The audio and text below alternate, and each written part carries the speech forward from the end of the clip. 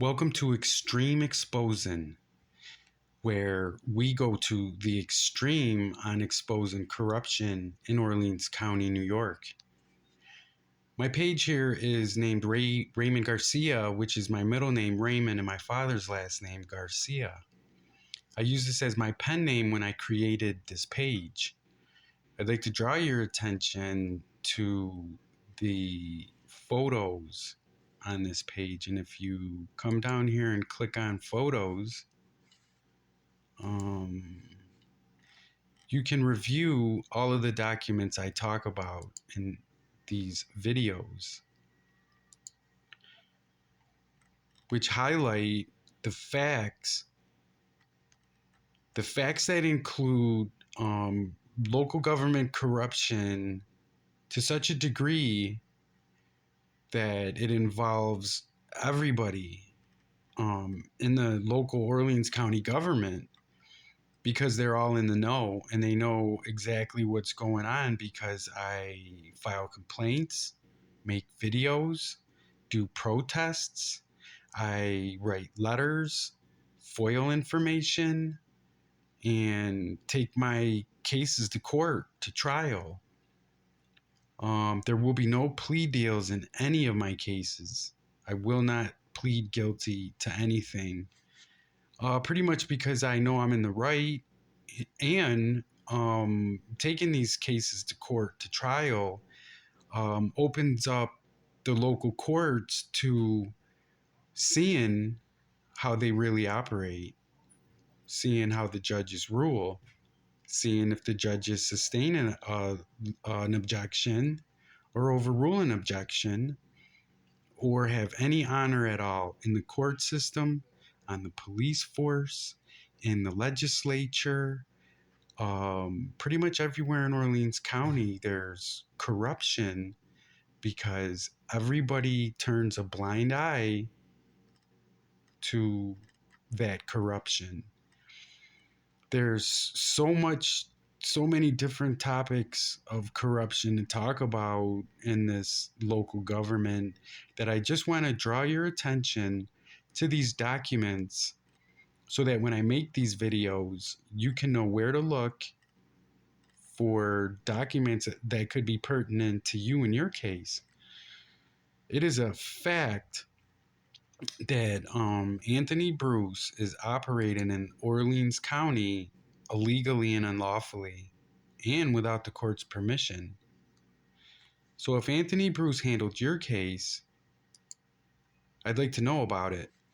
So please inbox me or text me at 716-258-8591, or you can email me at raymondgarc.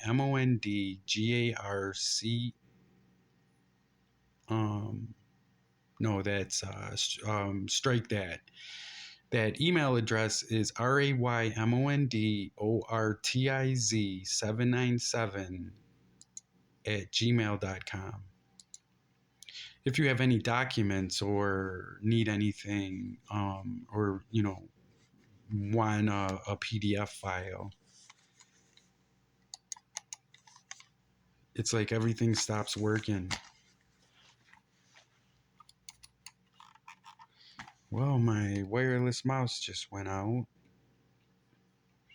But I'd like to draw your attention to this document right here where Anthony Bruce admits that his appointment was vacated. The court ruling vacated the appointment of the special prosecutor and dismissed the indictment. Since I, Anthony Bruce, was a federal prosecutor for several decades before becoming a state prosecutor, I mistakenly followed federal procedure and presented the same case to a new grand jury without first obtaining the court's permission.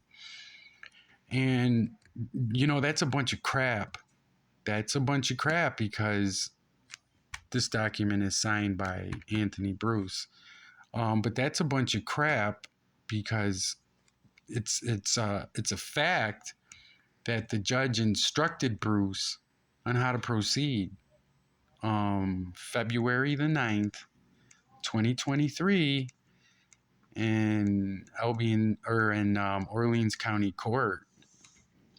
So the judge was like, hey, Mr. Bruce, you know, you're going to have some obstacles because the case that was dismissed where Anthony Bruce acted without properly being appointed as a special prosecutor, those indictments were dismissed. But the judge told Mr. Bruce, the judge said, you're going to have this case unsealed if you represent Mr. Bruce. And Mr. Bruce knew that there would be obstacles. So I'd like to direct your attention to these minutes where on February the 9th, 2023, Judge Sanford Church tells Anthony Bruce how to proceed. He tells Bruce, the court tells Bruce. So then, based on that, do you have any further argument, Mr. Bruce? Because there's no question you weren't authorized or that at that appointment or the grand jury presentation, correct? You're correct. Any further argument? No. He has no argument. So the judge vacates the appointment of the special prosecutor and dismisses the indictment. Now, this doesn't mean the case is over. It just means that there's plenty of time under the statute of limitation, and whatever can happen will happen. That's indictment 2235. It's dismissed because the appointment of the special prosecutor on the indictment is vacated. It seems like he is eligible beginning in January, but I only have what I have in front of me as far as applications go. The judge is letting the prosecutor know that he can file an application to him to be reappointed as special prosecutor. You might be eligible now, but I don't have any application in. I think a new application will be made, Judge. Look, one of the technical issues to deal with is I think the dismissal results in certain things being sealed. So you have to deal with that too. Given that, what I would like to do is there's nothing else to address on the motions on that indictment again because it's dismissed. So Bruce knew that he would have to get permission or the court's approval to unseal that this case to represent it. And Anthony Bruce says right here that in this document is dated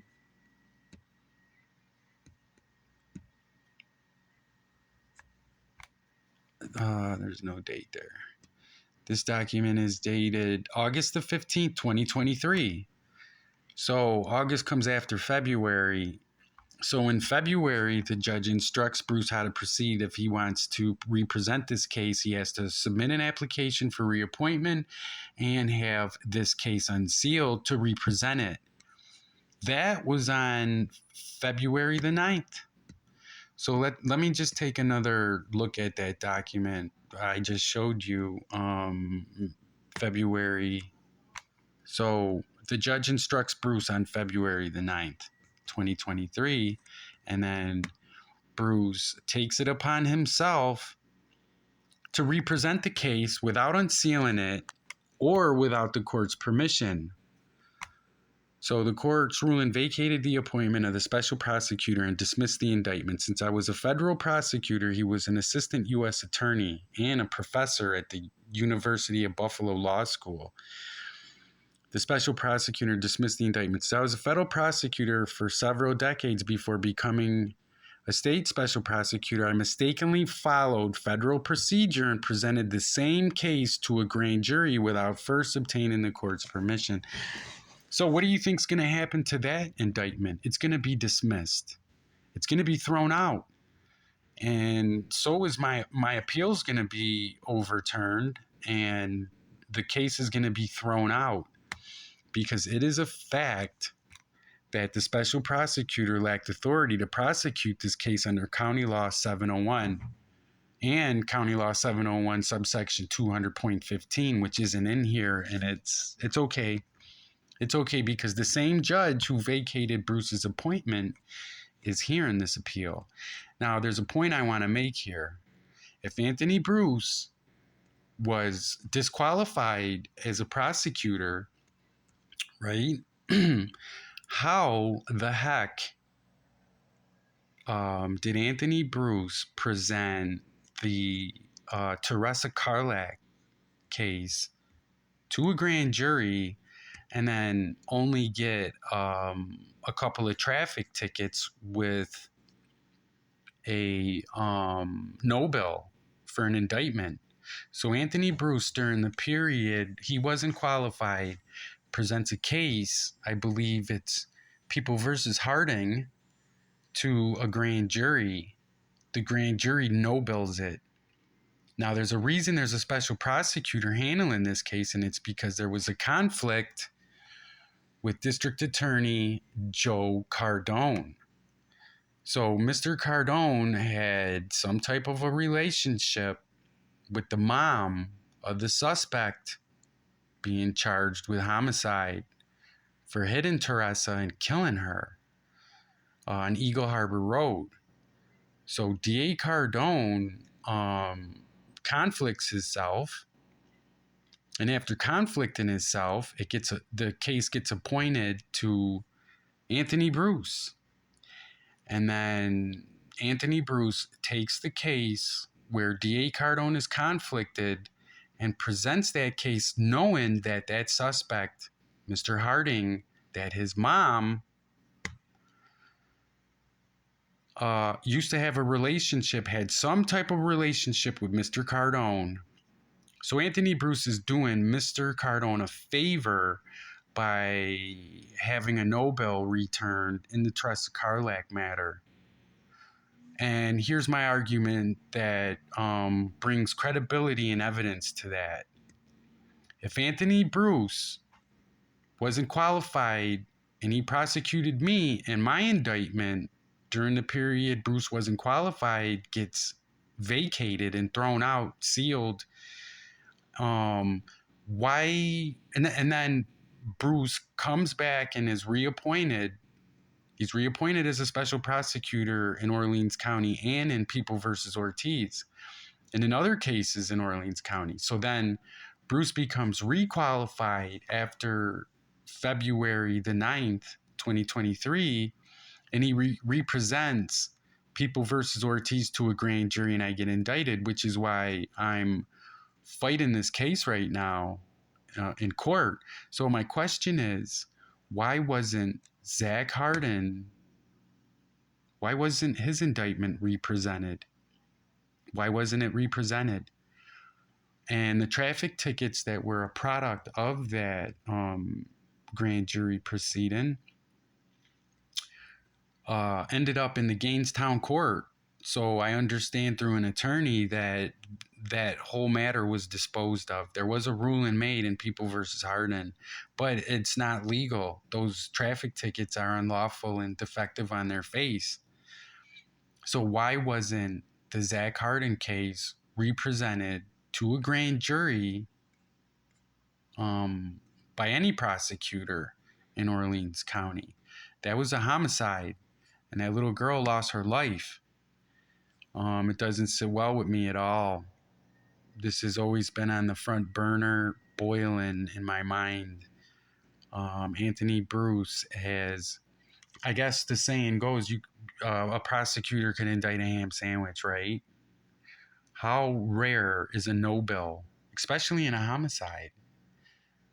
So that's very rare for Anthony Bruce to get a no bill on a homicide. Also, it's rare for Anthony Bruce to indict a violation and turn it into a misdemeanor indictment. That's very rare, and that happened to me. So Bruce indicted me on a misdemeanor as well as felonies, but the felonies weren't connected to this charge. This charge was only a violation that Bruce took, presented it to a grand jury, and indicted a violation, turning it into a misdemeanor. If Bruce can do all that, why can't he return an indictment in the Carlack matter? Why, or in the Zach Hardin case? Why? I just don't get that. It really upsets me, and I'm going to be talking about it. Also, it's very rare for a prosecutor to be disqualified. It's very rare for a prosecutor to steal documents. in open court from a defense attorney. Bruce did that. It's very rare for a prosecutor to call a defense attorney up and threaten him. Shouldn't happen at all, but it did. And Anthony Bruce is the aggressor in that matter. There's a lot of rare things that surround Anthony Bruce. It's not kosher, and I am going to be suing Anthony Bruce. So if Anthony Bruce dealt with you in any of these counties, any one of these counties here in Orleans or New York State, Genesee County, Erie County, Niagara County, Monroe, if you dealt with Anthony Bruce on any level, please contact me, because it's my suspicion, based on facts, that this prosecutor is also working as a defense attorney in other areas while acting as a prosecutor. I guess he can do that. But when he acts as a prosecutor and a defense attorney right here in Orleans County, it's not kosher. But they don't care. They overlook it. So I would like for you to know where you can access these documents, and if you need a PDF or anything at all, any type of PDF, I can email it to you. This is the legislature. I brought it to their attention that Anthony Bruce he filed fraudulent information to become hired by Orleans County. And I asked them, how so can the legislature guarantee that this mismanagement of these tax dollars by paying Anthony Bruce during the period he wasn't qualified constituted a fraud? Anthony Bruce knew he did not have an office in Orleans County. Anthony Bruce knew that he has to get the court's permission to do certain things. And that didn't happen in this case because Anthony Bruce is not right. There's nothing right about Anthony Bruce. And for him to be getting away with this is really terrible. Here we have the 4 conspirators. Susan Howard. Well, her last name's not Howard anymore. But I understand this ADA is going to be running for DA. And out of the group that's going to be picked from or whatever, elected to run, I would vote for Susan over John Sansone. John Sansone is a criminal.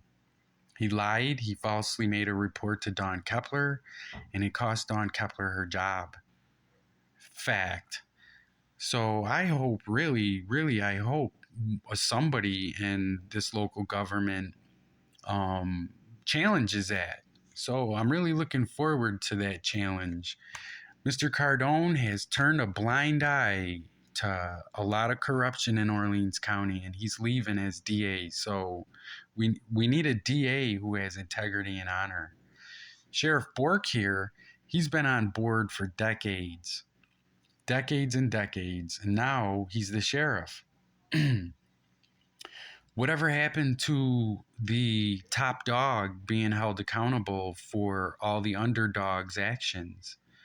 What about all them officers who were charged with possessing cocaine, dirty for cocaine? What about your deputies who lied and were working other jobs? What about your deputies who have acted unprofessional, maybe even criminal? All that body camera video throughout those decades, that's videos of officers making arrests that are illegal and unlawful. Whatever happened to all those videos, Sheriff? Do you boys at the Sheriff's Department even have body-worn cameras? I'm not sure that they do. I don't think the Sheriff's Department has body cameras.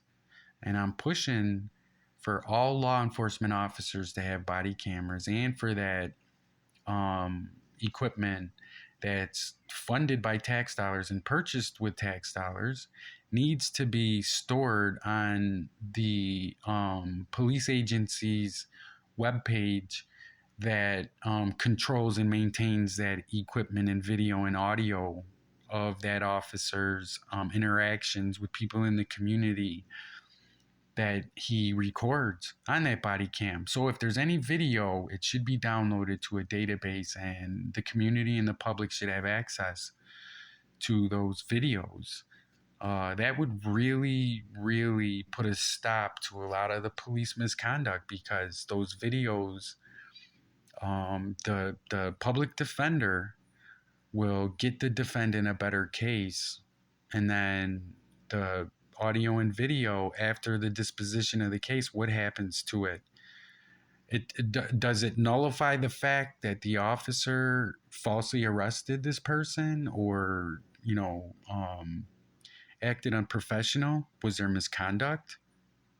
Could these body worn cameras, videos, and audio be used as a tool to help officers become better officers in their service to the community? That's my struggle, and I'm doing all I can to communicate with this local government. But the gravity of the entire situation, where just because D.A. Cardone has a relationship with some woman, her son, that woman's son, kills somebody, and he doesn't get indicted. Yeah, that's very suspicious. And the fact that Bruce wasn't qualified at all while handling these cases, while handling the Zach Harden case, while handling the Dino Calera case, while handling the Ortiz case, Prosecutor Bruce lacked jurisdiction. Not only did he lack jurisdiction, but he committed crimes and acted very unprofessional. Anthony Bruce threatened my defense attorney and stole documents from my defense attorney, one Mike O'Keefe, in Albion Town Court in front of Judge Moore. I made many complaints about all of that. Many, many complaints. I'd like to draw your attention to Joe Friends here. This officer works for the Medina Police Department and has been with the Medina Police Department for, I believe it's almost 10 years, or a little more than 10 years, like 12 years. And throughout that reign of terror, this officer, who was also an EMT, he was a paramedic in it. He ended up using the police equipment, I believe it was the police computer, to send pictures of his clothed and unclothed penis to solicit pictures from her. And that was while this officer was on duty, and these charges were upheld. He never admitted to any of this and ended up getting 2 weeks paid suspension, with the threat that if he ever did it again, he could possibly be verbally reprimanded or fired even. So Sergeant Joe Friends is now on sick leave with the Medina Police Department, at home, getting paid somehow. He's also entitled to overtime, I guess. So I'm looking into all of that, and I don't understand why Joe Friends is still employed at the Medina Police Department.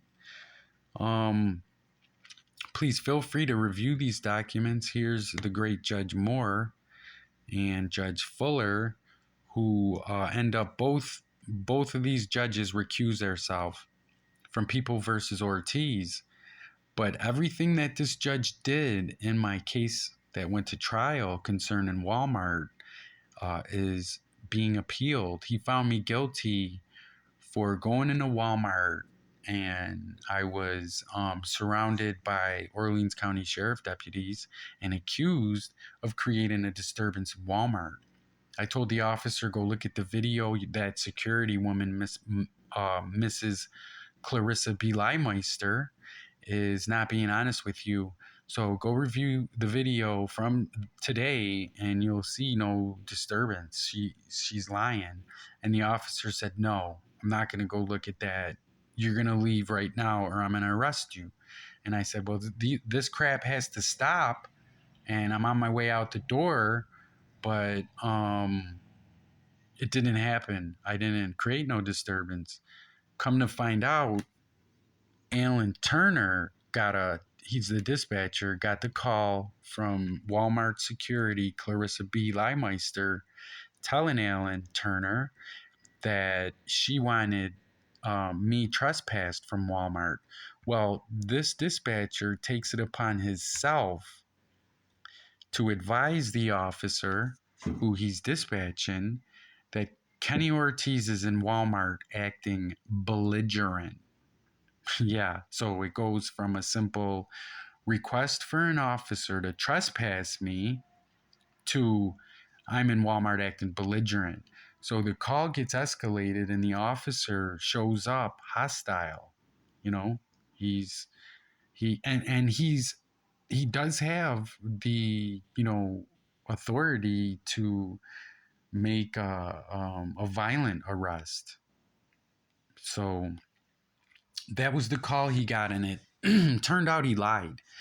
Dispatcher Alan Turner lied, and he admitted to it in People versus Ortiz. And the minutes are right here. They're up here and connected. I mean, you can just scroll and scroll and just keep scrolling. It just gets your scroll on and take a good hard look at the documents all about Orleans County corruption and Orleans County government officials turning a blind eye to that corruption right in their office. It's right in their office. I mean, this guy Bruce, he gave my defense attorney a nickname of Mad Dog. Anthony Bruce called Mike O'Keefe Mad Dog, and Anthony Bruce also stole documents and threatened Mike O'Keefe. This is the case about Dawn Kepler resigning because I caught her in a lie right here. This is what a dispatch call log record looks like, and it lists all the officers on scene. It also lists that Dawn Kepler called 911 from her cell phone. Judge Kepler is the complainant. John Doyle is responding. And Dawn Kepler makes a report that Kepler's having trouble with defendant Ortiz and requests assistance, Ken Ortiz. So the judge told 911 via her cell phone. The judge says that I'm in her courtroom creating a disturbance because John Sansone reported to Dawn Kepler that I was recording him, and I was not recording John Sansone. So Dawn Kepler believing John Sansone while she is all by herself in her office in chambers in Shelbytown Court, calls up 911 and reports that I'm in her courtroom creating a disturbance and that she's having trouble with me and wants me arrested.